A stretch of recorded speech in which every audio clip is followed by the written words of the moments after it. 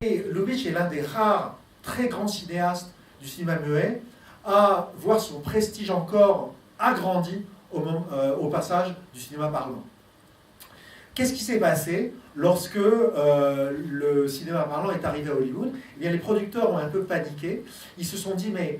nos acteurs, nos metteurs en scène ne sont pas habitués à diriger des gens qui parlent. Donc, ce qu'ils ont fait, c'est qu'ils ont importé du théâtre et de Broadway, du musical, du vaudeville et même du cirque. Ils ont importé des tas de talents, des acteurs, des chanteurs, des danseurs, mais aussi des metteurs en scène, mais aussi des auteurs, pour essayer de passer ce cap du cinéma parlant. Ce faisant, il y a beaucoup de stars et beaucoup de metteurs en scène et beaucoup de scénaristes qui se sont retrouvés au chômage, qui ont été éjectés du système hollywoodien. Et Lubitsch a eu cette intelligence de se dire, mais le cinéma, c'est pas parce qu'il est parlant qu'il faut que ce soit un cinéma de bavardage. Et son idée, c'était que le cinéma, qui était pour lui un art essentiellement visuel, ne fasse que s'enrichir de l'apport du son, mais pas forcément uniquement à travers la parole, mais aussi à travers la musique et le chant.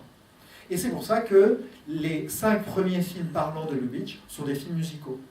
Le Lieutenant souriant est le 3e d'entre eux. Le premier d'entre eux était Parade d'amour en 1929, avec une vedette très exotique pour les Américains, qui est Maurice Chevalier, une vedette de musical, qui n'a jamais percé au temps du cinéma muet, qui a essayé un petit peu, et dont Lubitsch, avec Parade d'amour, va faire une superstar du cinéma américain. Il faut bien vous dire que Maurice Chevalier est la première immense vedette du cinéma parlant américain. Lui, Chevalier, voudra toujours revenir en France, et c'est son succès aux États-Unis, et notamment l'insistance de cinéastes comme Lubitsch, qui le fera rester en Amérique encore quelques années, avec des opérettes. L'opérette qui peut être peut-être aujourd'hui considérée comme un genre un peu désuet, qui même déjà à l'époque était un genre qui était en train d'être supplanté par une nouvelle forme de musique populaire qui naissait, qui était le jazz. Et ce qui est intéressant, c'est que Lubitsch va faire, en quelque sorte, avec son cinéma, avec ses films musicaux, il va faire la transition des anciennes formes de théâtre, de spectacle musical, qui était l'opérette ou les débuts de la comédie musicale au théâtre. Il va en faire une nouvelle forme qui va annoncer non seulement la comédie musicale plus moderne, mais aussi ce qu'on va appeler plus tard la comédie américaine, la comédie sophistiquée, puisque Lubitsch, c'est quand même, il y a cette formule qui très tôt a défini en Amérique son style de mise en scène, qui était la touche Lubitsch, la Lubitsch touch, c'est-à-dire la façon dont Lubitsch va prendre un matériau de départ qui parfois est trivial, qui parfois peut être considéré comme vulgaire ou comme banal, et va, par la grâce du traitement et de la mise en scène, le transformer en quelque chose de merveilleux qui, en plus, va requérir la participation du spectateur. C'est-à-dire que ce qui est très fort avec la Lubitsch Touch, et ça, Lubitsch, il a déjà appris ça en mettant en scène au théâtre, c'est de ne pas tout donner au spectateur, mais de le faire participer à l'action, de lui faire deviner des choses, plutôt que de montrer ou de faire écouter les choses, de les suggérer. Et alors, on est dans les phases où Hollywood n'a pas encore subi la pression de la censure, qui est ce code, ce qu'on appelait le code Hays, le code de production, un code d'autocensure qui prohibait notamment toute allusion sexuelle un petit peu trop explicite ou toute violence à l'écran. Eh bien, Lubitsch, lui, il va très bien s'accommoder finalement de la censure quand elle va arriver quelques années plus tard, en 1934, puisque déjà, dans ses films muets, puis dans ses premiers films parlants, il a mis au point ce style qui préfère faire travailler l'intelligence et l'imagination du spectateur plutôt que de tout lui mâcher et de tout lui montrer à l'écran ou de tout lui faire entendre. Et ça, c'est quelque chose que vous allez voir peut-être de façon moins subtile que dans ses films ultérieurs, comme Haute Pègre ou Sérénade à 3, mais vous allez le voir quand même dans le film Le lieutenant souriant. Il faut savoir que Lubitsch, même du temps, dans les années 20, quand le cinéma a été muet, il voulait adapter des opérettes. Il a déjà adapté 2 fois, sous forme de film muet, la pièce qui a servi de départ à La chauve-souris de Strauss, l'opérette de Strauss.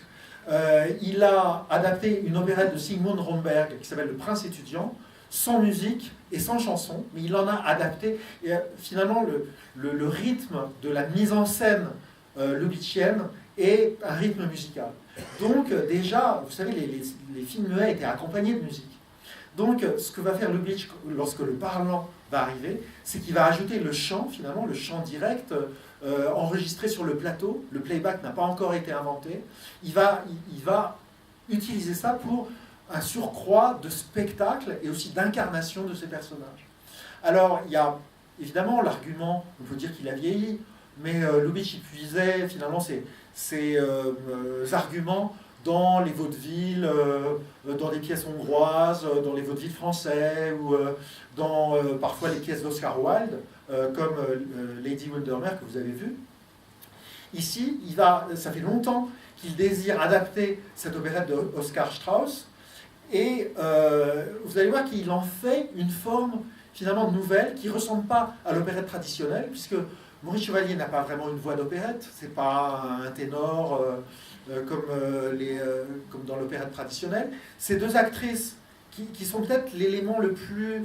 anticonformiste ou anticonventionnel du film, c'est Claudette Colbert et Miriam Hopkins, qui vont devenir des reines de la comédie sophistiquée hollywoodienne, qui ne sont pas vraiment des chanteuses, mais vous allez voir à quel point elles interprètent de façon délicieuse, finalement, face à la caméra et pour le son direct, leur chanson. Et puis, l'un des motifs lubitchiens, c'est le désir amoureux, et c'est aussi, d'une certaine manière, la prise de possession du récit par les personnages féminins. Et vous allez voir qu'on commence dans ce film avec un Maurice Chevalier très français, dans l'image la plus hollywoodienne du terme, c'est-à-dire avec cet accent qui s'engageait par contrat à conserver, qui aujourd'hui fait un peu sourire, et puis petit à petit, l'action va se déplacer vers les personnages féminins qui sont finalement plus cocasses et plus poignants qu'on aurait pu le croire au départ, puisque Lubitsch fait réécrire complètement le livret de l'opérette, et à travers la musique, à travers les rapports qui s'insinuent entre les personnages, il y a une vraie profondeur qui, sous des dehors de comédie brillante, musicale, sophistiquée, va parcourir finalement les relations entre les personnages. Et je pense que le 2e film que vous allez voir, c'est Top Hat. Fred Astaire, Ginger Rogers, c'est la première, je dirais la première grande maturité du genre de la comédie musicale à l'écran. Les films d'Astaire Rogers vont beaucoup